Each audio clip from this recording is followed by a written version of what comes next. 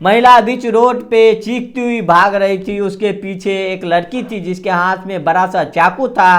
वो और उस चाकू से ताबड़तोड़ वार कर रही थी उस महिला पर। महिला जान बचाने के लिए लोगों से मदद की गुहार लगा रही थी, लोगों के सामने हाथ जोड़ रही थी। और 8 मिनट तक वो महिला इधर उधर भागती रहती है और वो लड़की उसके ऊपर 8 मिनट तक चाकू से ताबड़तोड़ वार करती है, लेकिन कोई भी नहीं बचा पाता है।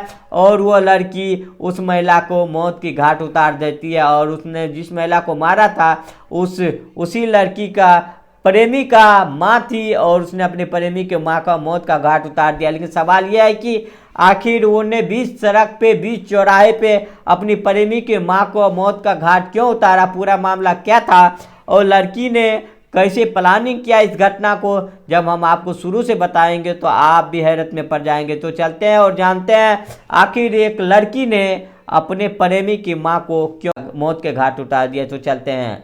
तो दोस्तों, मेरा नाम कौशल है। उम्मीद है कि आप लोग अच्छे होंगे, आप लोग सुरक्षित होंगे। जो आज की घटना है उत्तर प्रदेश के मेरठ जिला है और वहीं का एक पांडे नगर इलाका है। 1 दिसंबर की शाम की टाइम था, 7 बज रहा था। जितने भी लोग अपने काम से वापस जा रहे थे और पांडे नगर का एक पार्क है, एकता पार्क, वहाँ से एक रास्ता गया था।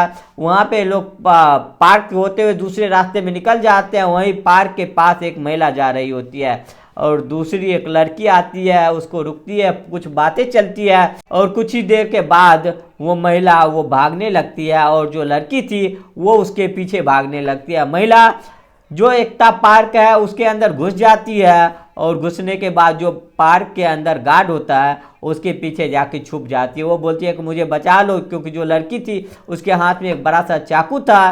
कुछ देर के लिए लोग ये जब नज़ारा देख रहे थे तो उसको लग रहा था कि जो ये लड़कियां चाकू से डरा रही है महिला को, भला कोई किसी कैसे मार सकती है। डराने के लिए भले चाकू उठा लेते, बर्तन उठा लेते हैं, डराने का मामला था। लेकिन जो महिला छुपी थी गार्ड के पीछे, वो साइड में थी और लड़की के हाथ में चाकू देख के जो गार्ड था वो भी समझ जाता है, वो साइड हो जाता है और फिर वो लड़की उस महिला के पीछे चाकू लेके भागती है और उसके पीठ में चाकू से वार कर देती है और महिला के खून निकलता है। और फिर वो और जान बचा के भागती है। उसको एहसास हो जाता है कि ये लड़की तो मुझे आज मौत के घाट उतार देगी। और वो जान की भीख मांगते हुए पार्क में जितने भी लोग थे उन लोगों से वो बोल रही थी कि उनमें बचा ले, लेकिन कोई भी मदद के लिए आगे नहीं आता है। लगभग 8 मिनट तक वो लड़की पूरे पार्क में उस महिला को दौड़ाती है और दौड़ाने के बाद लास्ट में उसका जो वार होता है वो गर्दन पे होता है। जैसे ही गर्दन पे वो चाकू घुसता है, आर पार हो जाता है, फौरन जमीन पे महिला गिर जाती है और खून की धारा निकलने लगती है और वो लड़की वहाँ से फरार हो जाती है। इतना होने के बाद जो वहाँ पे मेडिकल थाना था, उस इलाके का मेडिकल थाना, पुलिस को सूचना मिलती है और आनन फानन में पुलिस मौके पे पहुँचती है। पहुँचने के बाद कि पार्क के अंदर एक महिला को एक लड़की ने चाकू से हमला करके मार दिया और फौरन पुलिस वहाँ पे पहुँचती है। और जो लोग उसको जानते थे कि महिला की हत्या हुई है, वहीं की रहने वाली थी, किराए पे रहती थी, उसका नाम दीपाली था, उसकी उम्र लगभग 40 साल थी।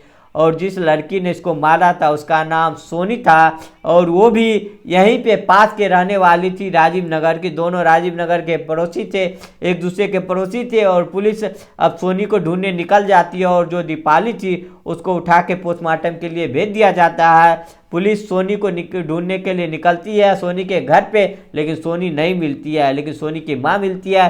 सोनी को माँ को पुलिस उठा के थाने ले जाती है क्योंकि उसका कोई और था नहीं। और जैसे सोनी को ये खबर होती है कि पुलिस उसकी माँ को उठा के लेके गई है तो पुलिस खुद थाने में आ जाती है और थाने में पहुँच सरेंडर कर देती है, सरेंडर कर देती है और साथ ही साथ उससे पूछताछ करती है। तो सोनी पूरी कहानी बताती है कि वो बस्ती की रहने वाली है और कानपुर के अमर सिंह से उसकी 13 साल पहले शादी हुई थी। उसके 4 बच्चे हैं और वो यहीं पे रहती है।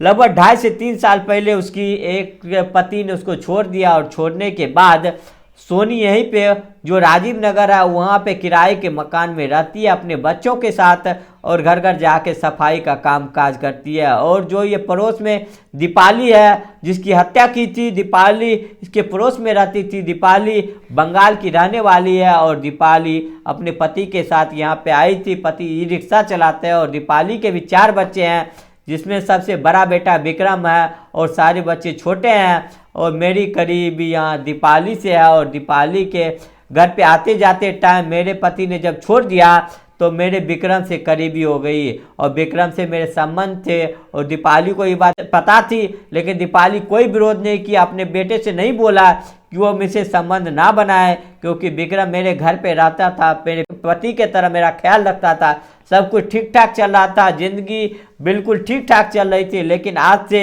1 महीने पहले दीपाली ये बोलने लगी कि विक्रम तुमसे बातचीत नहीं करेगा, मेरे बेटे से दूरी बना लो। जब ये सब कुछ हुआ तो थाने के अंदर मामला पहुंचा। थाने में जब मैं आई, पुलिस ने हम लोगों को समझा बुझा कर यहाँ से भेज दिया।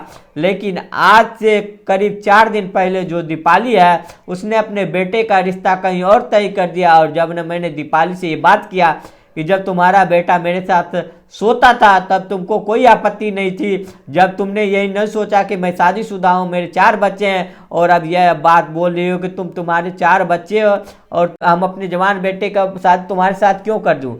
ये बातें पहले क्यों नहीं सोचा, पहले कोई एक्शन नहीं लिया। तुम्हारे बेटा मेरे साथ टाइम पास कर रहा था तो मैं कोई परेशानी नहीं थी, लेकिन अब मैं तुम्हारे बेटे के साथ शादी करना चाहती हूँ, तुम्हारा बेटा भी मेरे साथ शादी करना चाहता है, तो फिर तुम उसको कस्में दे रहे हो, वादे दे रहे हो, उसका रिश्ता कहीं और क्यों कर रहे हो। ये सारी बात दीपाली से बात होती है, लेकिन दीपाली साफ लफ्जों में बात बोल देती है कि वो अपने बेटे की शादी मुझसे नहीं करेगी। मैं बड़ी टेंशन में आ जाती हूँ और सोचती हूँ कि विक्रम तो मेरे से प्यार करता है, 2-2.5 साल से वो मेरे साथ संबंध बनाता है और मिलता भी है, और वो बोलता भी है कि मैं तुमसे प्यार करता हूँ, लेकिन शादी के खिलाफ सिर्फ मेरी माँ दीपाली है और मैं उसके खिलाफ नहीं जा सकता। ये मेरे दिमाग में घूम रही थी। और दीपाली बताती है कि 4 दिन पहले ही वह 40 रुपये का एक जाके चाकू खरीदती है, चाकू खरीद के वो रख लेती है अपने घर पे और सोचने लगती है कि आखिर क्या करना है। और वो फैसला करती है कि वो जाएगी और समझाने की कोशिश करेगी विक्रम की माँ को कि वो शादी के लिए तैयार हो जाए। अगर वो शादी के लिए तैयार नहीं होती है तो उसको रास्ते से हटा देगी। ये बात सोचकर उसको पता था कि दीपाली साफ सफाई का काम करके कितना टाइम वापस आती है, तो 7 बजे के टाइम के आसपास वो एकता पार्क के पास खड़ी हो जाती है। दीपाली उसी रास्ते से निकलती है और जैसे ही दीपाली उसको मिलती है तो वो बोलती है कि देखो तुम अपने बेटे की शादी मुझसे करवा दो, मैं उससे प्यार करती हूँ, वो मुझसे भी करता है, तुम मान जाओ, मैं तुम्हें आखिरी बार बोल रहा हूँ, अगर तुम नहीं मानोगे तो अच्छा नहीं होगा। जो विक्रम की माँ दीपाली थी वो साफ इनकार कर देती है। वो कहते ही वो सुनते ही सोनी चाकू निकालती है और चाकू निकाल कर जैसे ही चाकू दिखता है दीपाली दौड़ने लगती है और वो दीपाली को ख़त्म कर देती है। वो दीपाली को मार दिया। उसका कहना है कि उसके बेटे ने पूरी ज़िंदगी मेरे साथ जितना टाइम था मज़े लिए, संबंध बनाए, तब किसी को कोई गलत नहीं दिखा, तब उसने नहीं देखा कि उसके 4 बच्चे हैं, सब कुछ हैं, लेकिन जब शादी का मामला आया तो वो मुकर रही थी। इस वजह से मैंने उसको हत्या कर दी। वही पुलिस ने उठाकर सोनी को जेल भेज दिया और दूसरी तरफ जो विक्रम की माँ थी वो भी थी, जो जेल चले गए। तो इस वीडियो से आपको बहुत कुछ सीखने को मिलता है। इस घटना से आपको पता चलता है कि गुस्से में अगर किसी को मारते हैं या फिर कदम उठाते हैं, गलत कदम उठाते हैं, तो आपकी ही नहीं बल्कि हर किसी की ज़िंदगी खराब हो जाती है। जो सोनी थी जिसके 4 बच्चे थे, उसके पति ने छोड़ दिया था, अब वो चाहती तो अपने बच्चों के लिए अपनी ज़िंदगी जी सकती थी, लेकिन वो अपनी प्रेमी के लिए दीपाली की हत्या की। अब उसके 4 बच्चे अनाथ हो गए। उन बच्चों का कोई कसूर नहीं था, लेकिन बच्चे अनाथ हो गए। बच्चे को देखभाल कौन करेगा? एक माँ से अच्छे कौन देखभाल कर पाएगा? बच्चे अपनी ज़िंदगी जिएंगे, लेकिन ज़िंदगी अपने माँ को कोसते रहेंगे, पिता को कोसते रहेंगे कि उन्हें उसे छोड़ दिया। सोनी ने अपने प्रेमी के लिए खुद जेल चली गई और अपने बच्चों के बारे में नहीं सोची। दूसरी तरफ विक्रम ने सिर्फ अपने बारे में सोचा, अपने माँ के बारे में सोचा, सोनी के बारे में नहीं सोचा। अगर उसने भी सोचा होता तो शायद उसकी माँ ने सोनी हत्या नहीं की होती। एक गलती ढेर सारी जिंदगियां खराब कर देती है, इसीलिए कोई कदम उठाने से पहले ढेर सारा सोच ले, समझ ले, उसके बाद कोई कदम उठाए, क्योंकि कोई भी कदम आपकी ज़िंदगी को ख़त्म कर देगी, आपके परिवार को ख़त्म कर देगी और फिर वापस लौटने का कोई रास्ता नहीं बचेगा। तो आप इस घटना पे आप क्या बोलना चाहेंगे? सोनी ने सही किया या गलत किया? कमेंट बॉक्स में ज़रूर बताइएगा। मिलते हैं फिर नेक्स्ट वीडियो में। इस कहानी को सुनाने का मकसद किसी को ठेस पहुंचाना नहीं, दुख पहुंचाना नहीं, बल्कि आपको जागरूक करना, आपको सचेत करना है।